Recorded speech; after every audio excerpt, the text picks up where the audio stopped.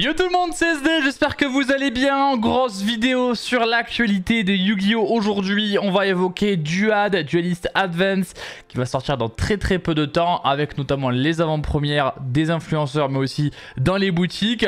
On a eu le reveal du nouvel archétype exclusivité TCG, je vais vous en parler aujourd'hui. Et on a également des informations sur le prochain thème qui sortira après Doom of Dimension, Phantom Revengers. On connaît les trois artworks des trois archétypes. Et vous avez également les raretés de certaines cartes pour Duelist Advance. On évoque tout ça dans cette vidéo. N'hésitez pas à liker, à vous abonner si ce n'est pas déjà fait. Et merci à ceux qui se sont abonnés récemment. Je le rappelle, il y a 3 personnes sur 4 qui regardent les vidéos sans être abonnés. Donc si c'est ton cas, n'hésite pas à sauter le pas et t'abonner à la chaîne YouTube. Comme d'habitude, on commence cette vidéo avec le calendrier des sorties. L'OTS 28 sort aujourd'hui même, si vous regardez cette vidéo le jour où elle sort. Ça sort dans vos boutiques, c'est les packs de tournois. Je vous parlerai du contenu des OTS dans la prochaine vidéo. Vous avez bien sûr début juillet le Duelist Advance qui sort, qui va être disponible un petit peu en avance dans les boutiques vu qu'il y aura les avant-premières. Justice Hunter le 31 juillet, Bataille de Légende Monster Mine qui a été repoussé comme vous le savez, les Teen Box en septembre, le 4 septembre, et Doom of Dimension qu'on a commencé à évoquer lors des précédentes vidéos, qui sort le 25 septembre. On a une autre annonce, une autre sortie les gars qui est très sympa et que je vais vous évoquer de suite. C'est tout simplement les 3 archétypes de Phantom Revenger. Le prochain deck build pack, le voici. Je rappelle déjà le principe d'un deck build pack. C'est un booster qui sort d'abord au Japon et ensuite en TCG chez nous plus tard, 3-4 mois après habituellement. Donc ce deck build pack qui va s'appeler Phantom Revenger comporte 3 nouveaux archétypes. C'est un peu comme les Malice, les Raizil et les Ryuji, ou alors plus récemment qui vont bientôt sortir les Canine, les Dracotail et les Yumi. Et bien voici les 3 nouveaux thèmes qui souvent sont quand même des archétypes assez puissants qui changent la méta, qui sortiront le 23 août du côté de l'OCG. Ça va s'appelle donc Phantom Revenger et voici les 3 arts des monstres, je pense, principaux de ces 3 archétypes là. Donc nous avons celui-ci qui s'appelle Hecatoncheir, voilà, donc c'est les noms anglais, Hecatoncheir, je sais pas trop ce que ça signifie. Eneacraft, voilà, qui est plutôt des machines bateaux on dirait, et Killer Tune plutôt, voilà, on va avoir le visuel en plus grand avec le premier archétype, donc le voici, il est très stylé, il est vraiment très joli ce monstre. Donc c'est Hecatoncheir en français et il s'appellerait Jouza. Voilà, donc tous les noms peuvent changer, je vous le dis, c'est des noms provisoires qui sont traduits du japonais au français. Donc on a une petite info, donc on sait que c'est un monstre fusion sans visage dont les mains invisibles promettent le salut à votre adversaire. Donc c'est un archétype fusion. Hecatoncheir est un archétype avec au moins une fusion, peut-être qu'il y aura d'autres mécaniques, peut-être que ce sera des fusions synchro, etc., des Xyz. Ce qu'on sait, c'est que ce monstre-là sera normalement une fusion et il est super stylé. J'imagine que c'est le boss monster au vu du flow, vraiment il est très cool. Nous avons ensuite un archétype, les gars, qui serait un archétype flip, donc ça va s'appeler Eneanef et le monstre s'appelle Atori .mar et un symbole que je ne comprends pas, voilà, que je ne connais pas. Et donc là ça nous dit que c'est un thème de monstre flip déployé pour constater les péchés de l'homme. Voilà, donc ça c'est la petite explication. Donc des monstres flip, ça fait penser un peu au Mimighoul qui avait une mécanique flip sans en être. Là on aura, je pense, vraiment tout l'archétype qui sera flip. Et je pense que constater les péchés des hommes, on peut se dire que chaque carte, quand elle est flip, elle permet potentiellement de gérer une ressource de l'adversaire. Voilà, j'imagine peut-être des monstres flip qui ont des effets comme bounce, bannir, voilà, envoyer au cimetière, péter une magie piège. Peut-être que ce sera ça. J'imagine ça comme ça au vu du petit texte explicatif. J'attends d'en savoir un petit peu plus parce que là on dirait une baleine mécanique pour le coup celle-ci. Elle est assez cool aussi. Je trouve que l'artwork il est plutôt sympa parce que t'es vraiment en pleine mer, etc. Donc c'est assez cool. Et le dernier, donc ça risque de s'appeler en français le son d'enfer, l'archétype. Et lui c'est donc Saut Rouge. Là c'est un synthoniseur synchro pour faire un bruit d'enfer sur le sol avec ses grattements sauvages. Donc c'est un archétype synchro avec des synthoniseurs synchro comme il en existe beaucoup. Et ça risque d'être un archétype où on climb des petites synchros vers des plus grosses. Voilà, à l'image de beaucoup d'archétypes finalement où tu as des synchros synthoniseurs qui te permettent d'aller sur des plus grosses synchros. Voilà, donc là dans une esthétique un peu plus steampunk. Voilà, donc vraiment il y en a pour tous les goûts et les 3 artworks sont plutôt sympas, tous dans un style bien différent. On n'a pas de date de sortie, mais ça devrait sortir fin de l'année 2025, peut-être début 2026, mais je pense que ça va sortir en décembre probablement 2025. Nous avons le prochain tapis des Régios, donc le voici avec la nouvelle carte Sky Striker qui va sortir dans Duad. Je me rappelle plus du nom de cette carte là, je sais pas quoi, 0, voilà, bref, la nouvelle carte Sky Striker qui sera donc l'artwork du tapis des Régios de la prochaine saison de Duad. Donc très sympa, voilà, très sympa. Là on l'a pas en très bonne qualité parce qu'il a été présenté durant le live de reveal Duad de Konami, et donc on nous l'a montré comme ça. Voilà, donc quand on l'aura en meilleure qualité, je vous le montrerai bien évidemment. On va maintenant parler exclusivement de Duelist Advance. Duelist Advance, ça va sortir le 4 juillet comme je vous l'ai dit. On a la date encore une fois qui est ici, la TCG Release, et donc nous avons pas mal de cartes qui ont été annoncées dans le petit live de Konami de présentation du set, et nous avons notamment certaines cartes en rareté, et donc je vais vous parler un peu des raretés. Donc on a le Number F0 Utopic Futures Exile qui est donc la cover card, la carte de booster qui sera en ultra rare. Les ultras et les secrets seront aussi disponibles en Starlight, donc ce sera une Starlight également.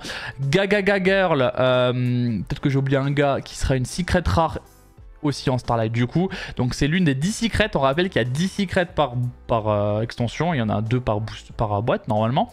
Donc Gaga Girl, ce sera une secret rare. Voilà, donc l'une des secrets a été annoncée. Dans l'archétype Gagaga, nous avons également le petit Dodo Warrior qui sera en ultra rare. Voilà, donc une ultra pour le Dodo Warrior. Et le Knight Zubaba, lui, ce sera soit une commune, soit une super rare. Comment je sais ça? J'ai juste qu'à regarder le titre est en doré, ça veut dire que c'est une ultra. Quand le titre est en argenté, c'est-à-dire que c'est une secret. C'est aussi simple que ça. Là, on n'a pas d'informations sur le titre, donc c'est soit une super rare, soit une commune. Voilà, donc ce sera une carte facile à avoir en somme. Nous avons ensuite Goblinberg et Gambara qui seront aussi soit en super rare, soit en commune. Voilà, donc ce sera des cartes assez accessibles. Nous avons la magie continue qui sera aussi accessible en super rare ou en commune.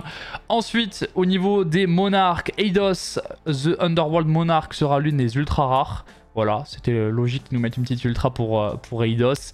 Tessera sera une commune à ce niveau-là. Ensuite, Monarch, Master Plan et Révolte seront des communes ou des super rares encore une fois. Nous avons la piège continue qui sera une commune ou une super rare. Voilà. Au niveau du support, et celui-là il m'intéresse, le support psychique est du bon support en réalité. Sachez qu'ils ont tout mis en commune et en super. Je pense que les main monsters seront peut-être en super. Lui je le vois bien en super rare quand même. Hein. Lui il y a moyen quand même que ce soit une commune. L'Arcfiend et le Magician ils sont aussi en commune ou super.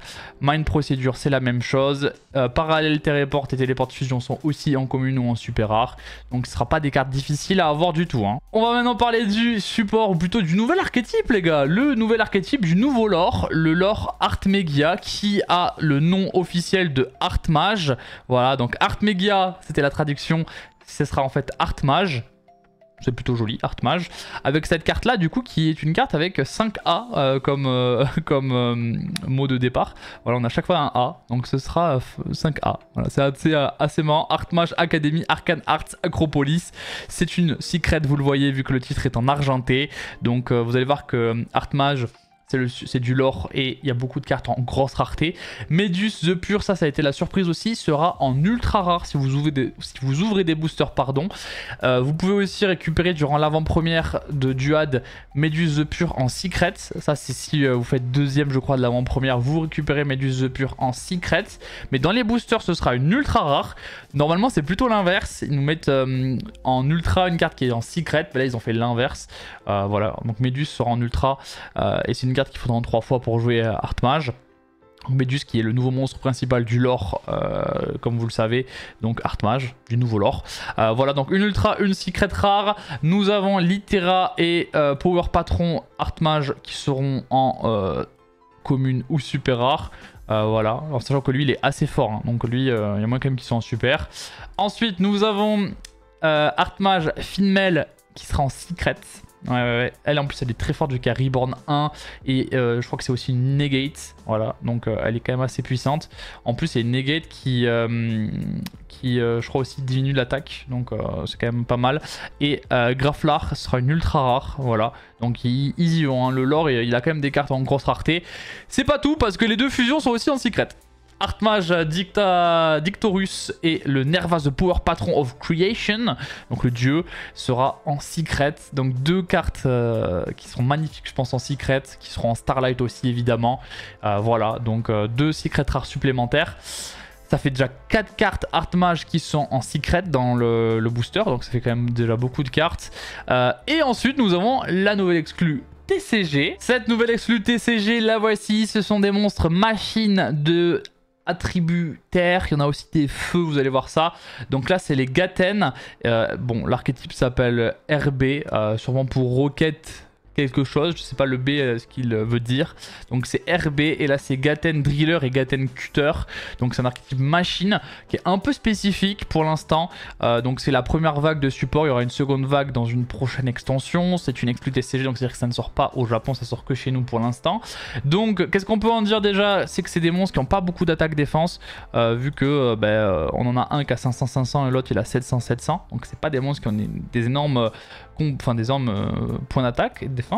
Donc nous avons celle-ci, la première. Donc machine effet bien évidemment. Si vous ne contrôlez aucun monstre ou que vous contrôlez que des monstres RB, vous pouvez invoquer spécialement cette carte depuis la main. Donc c'est une spé inhérente s'il n'y a rien sur le terrain ou que des monstres de l'archétype. Donc ça c'est assez moderne et pour le coup ça fait penser à Ryzil et à beaucoup d'autres archétypes. Hein.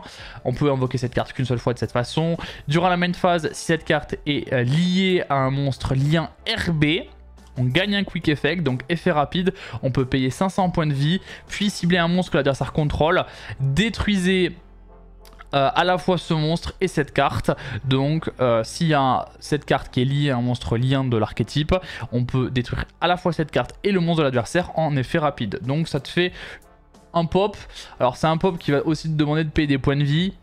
Bon, la carte en elle-même c'est un pop, c'est pas mauvais. Maintenant tu la perds et tu payes des points de vie, donc c'est quand même bon. Ça fait quand même beaucoup quoi. Le gain il est assez dur. Ça te demande d'être setup en plus. La carte elle toute seule sur le terrain ne fait rien. Le cutter a un petit peu la même mécanique de pouvoir s'invoquer spécialement depuis la main si on a un monstre de l'archétype sur le terrain ou aucun monstre. Voilà, donc c'est vraiment comme un équipement finalement un petit peu cette carte dans le design.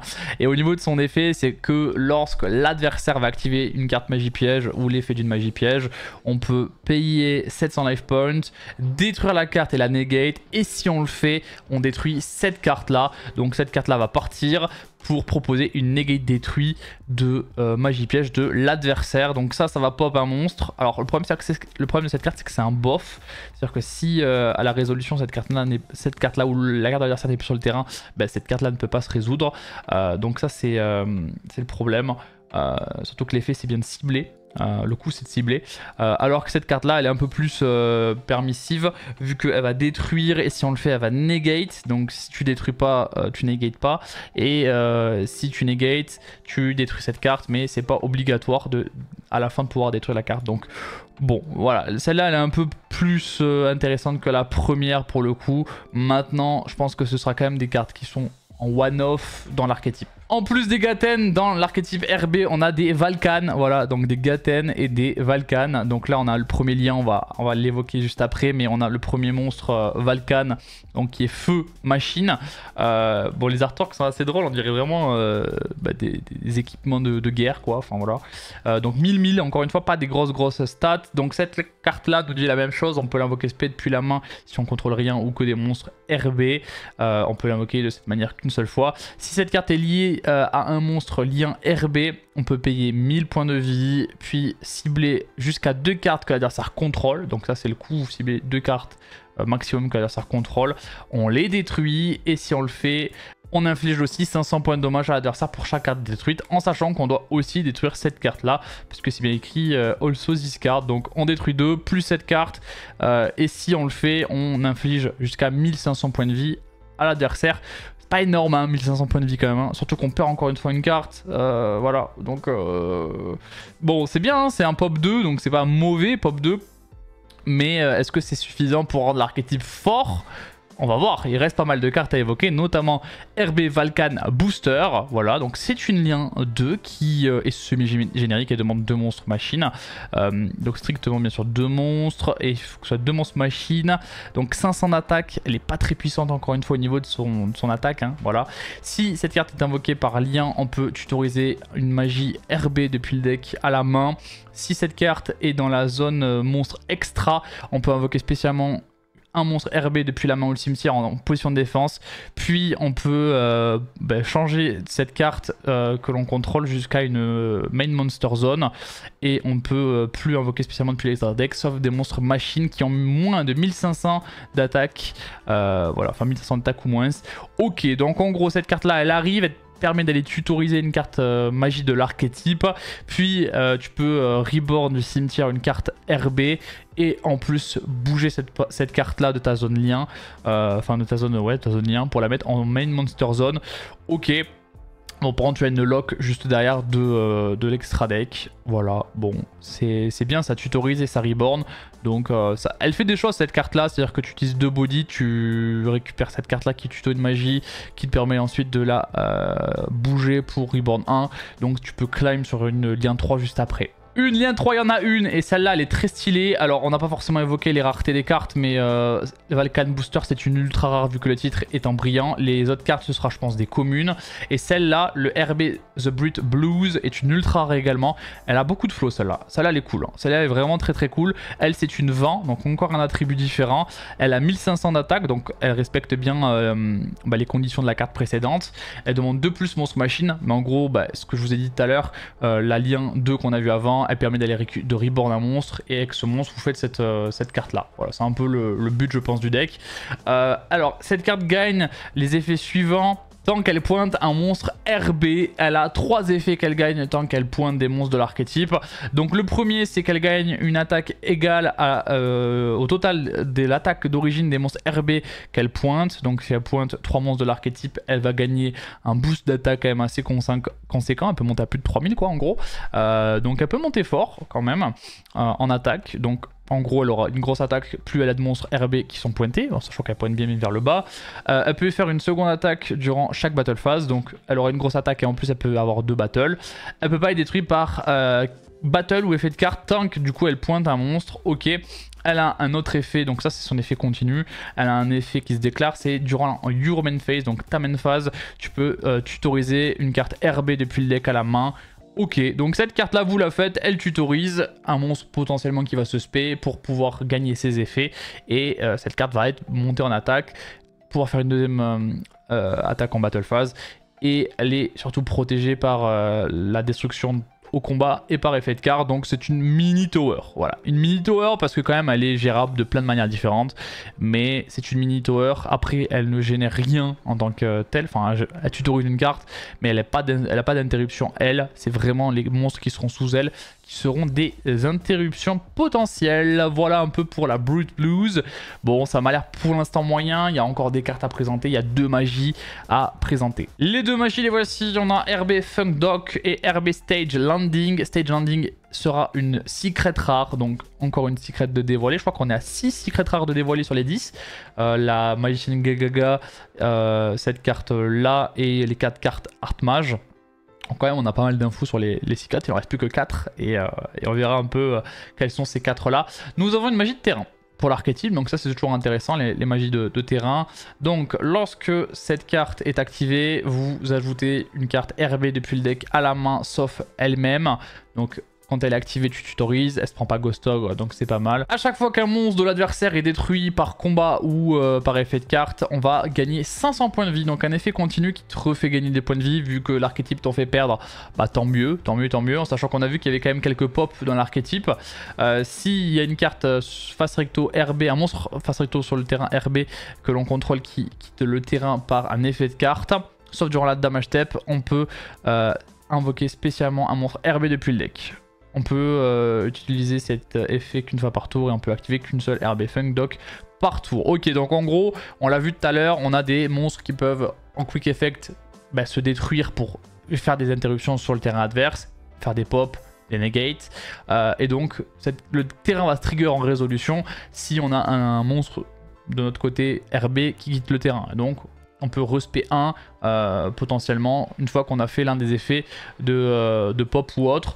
Ok, mais après tu récupères qu'un, c'est pas à chaque effet. Si ça avait été autant de fois que l'on souhaite, ça aurait été un peu meilleur, on va pas se mytho. Là c'est qu'une seule fois, donc en gros tu perds l'un de tes petits monstres de l'archétype, tu peux en remettre un, mais si tu en repères un, tu peux pas en remettre un autre.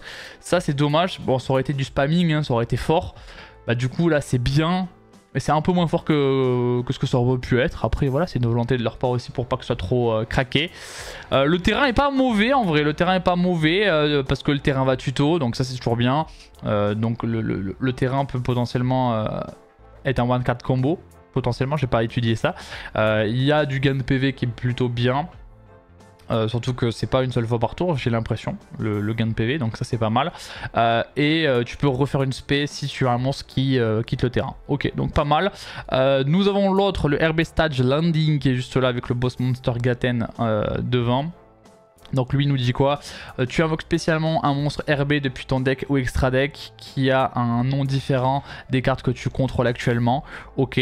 Donc tu peux spé potentiellement un petit de l'extra deck, la petite ligne 2, tu peux potentiellement la spé. Sinon on voudra je pense très souvent aller mettre plutôt un monstre du deck. Hein.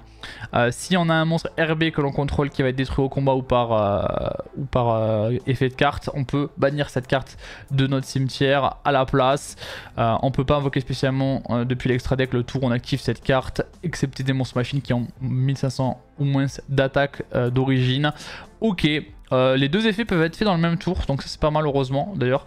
Donc cette carte là, une fois qu'elle est dans le cimetière, elle a quand même un autre effet qui est de protéger un monstre RB de la destruction. Ce qui est bien, c'est que ça va potentiellement proc les effets des petits RB, c'est-à-dire que le petit RB normalement il se détruit pour détruire une carte adverse ou autre. Bah là du coup cette carte va juste se bannir à la place une fois, donc ça c'est pas mal. Par contre on n'a pas de... On n'a pas de restrictions sur cette carte là, c'est à dire qu'on peut l'activer plusieurs fois par tour. On peut activer cette carte plusieurs fois par tour. Et ouais, elle n'a pas de restrictions. À part de nous lock en machine de l'extra. C'est-à-dire que si on a 3 copies de cette carte là, on peut invoquer 3 RB depuis le deck ou extra deck. C'est pour ça qu'elle est en secret. C'est pour ça qu'elle est en secret à mon avis. C'est parce que la carte n'a pas de restriction. Tu peux la faire 3 fois dans le tour. Ce qui est assez rare pour une carte moderne de Yu-Gi-Oh! Ok, donc là j'en vérifie du coup tous les autres. Là on peut faire des effets qu'une fois par tour.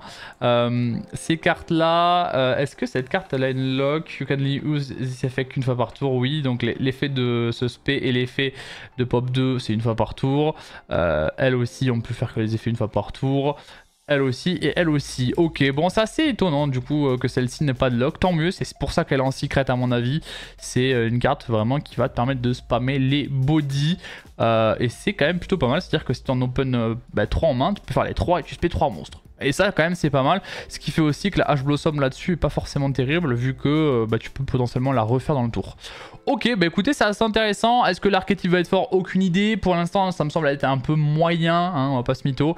À voir si c'est pas aussi couplable avec autre chose. Un autre archétype machine par exemple. Ou une autre stratégie.